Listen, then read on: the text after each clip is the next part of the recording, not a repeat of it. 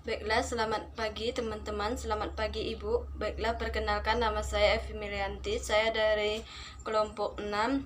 Di sini saya akan membahas yang di halaman 142, yaitu tentang mempelajari bayi yang baru lahir. Sampai dengan halaman 149.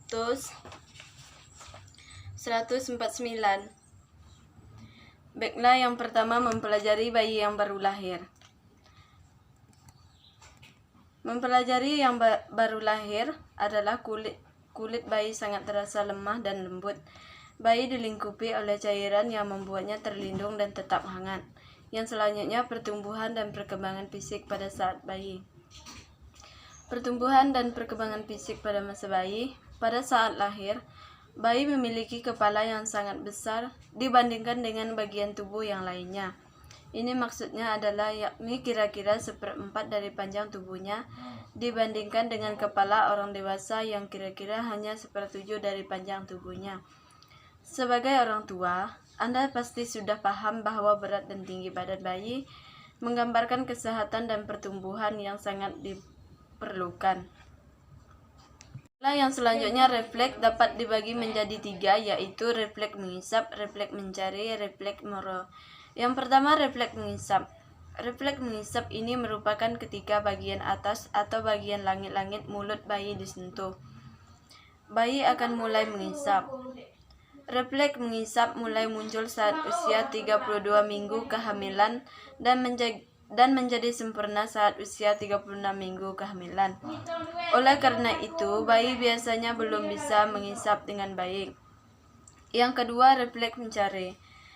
Refleks mencari adalah terjadi ketika pipi bayi diusap atau dibelai, disentuh bagian pinggir mulutnya sebagai respon. Yang ketiga, refleks moro. Refleks moro ini merupakan bayi sangat sensitif karena mereka masih menyesuaikan diri dengan lingkungan baru yang di luar rahim bunda atau ibunya. Baiklah, yang selanjutnya urutan cephalocaudal dan pramedistal.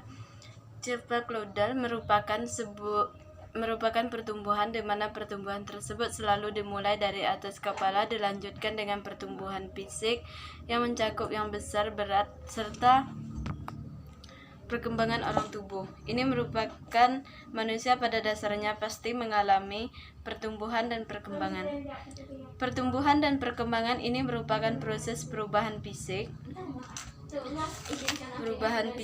atau tubuh pada manusia yang bersifat evolusi dan hanya pada batas waktu tertentu. Yang kedua, prodimostal merupakan pertumbuhan yang dimulai pada bagian tengah tubuh lalu bergerak pada tangan dan kaki.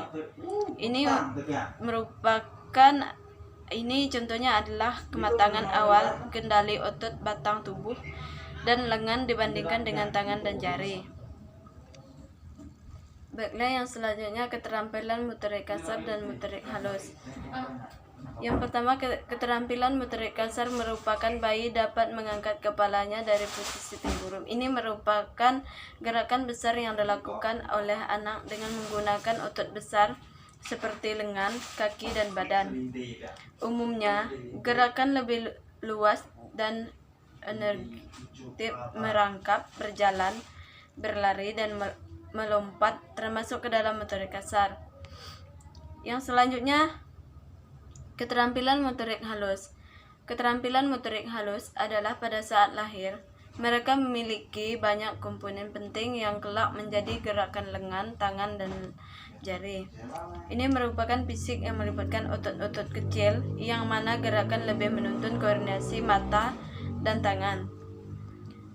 Saraf motorik halus ini dapat dilatih dengan berkembangnya dengan melalui kegiatan melipat kertas, mewarnai, menggunting kertas, menggambar, dan menulis. Yang selanjutnya, otak.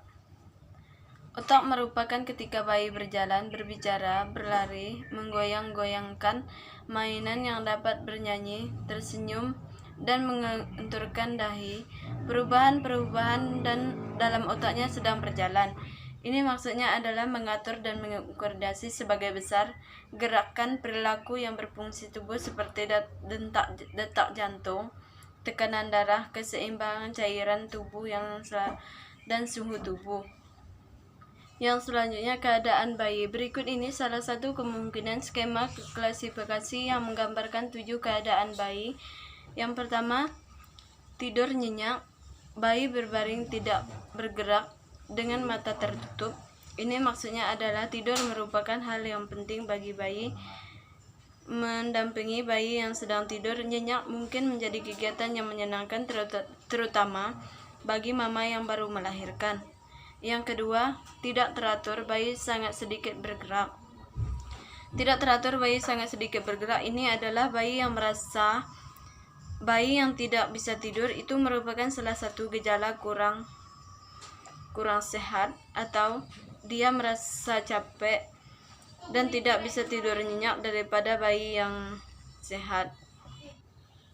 Yang ketiga, tidur terganggu. Ada sejumlahnya variabel bergerak.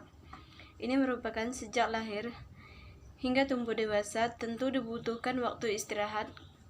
Kenapa bayi merasa terganggu? Karena bayi merasa lapar. Bayi lapar adalah alasan yang umum.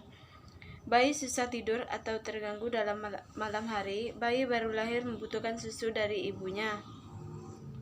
Yang keempat, mengantuk. Bayi tertutup sebagian, tutup mata, tampak berkaca-kaca. Ini merupakan rasa ngantuk yang tak tertahan, dapat menghambat kita sehari-hari. Faktor yang biasanya menyebabkan seseorang mengantuk mulai dari kurang tidur, lelah, hingga kondisi medis tertentu. Yang kelima, aktivitas waspada. Ini adalah keadaan yang paling sering dilihat oleh orang tua sebagai bangun. Ini adalah kita sebagai seorang ibu harus pandai-pandai menjaga kesehatan anak-anak kita. Banyak korban berjatuhan tidak hanya orang tua, namun juga anak-anak, walaupun risiko tersebut masih pada kalangan orang tua.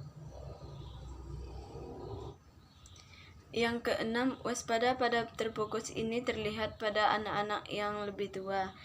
Ini merupakan orang tua harus waspada pada anak-anaknya, biasanya merupakan gejala dari penyakit yang sesungguhnya diderita oleh anaknya. Yang ketujuh, terfokus secara kaku. Dalam keadaan ini, bayi sedang bangun tetapi tidak bereaksi terhadap rangsangan dari luar. Ini merupakan bayi merasa bangun tetapi dia tidak bereaksi terhadap rangsangan yang di luar. Ini merupakan bayi yang sedang merasa capek atau tidak mau bereaksi atau tidak mau berolahraga dengan teman-teman lainnya. Sekian dari materi yang dapat saya jelaskan. Saya mohon maaf apabila materi yang saya sampaikan kurang jelas atau teman-teman belum paham. Selamat siang, terima kasih.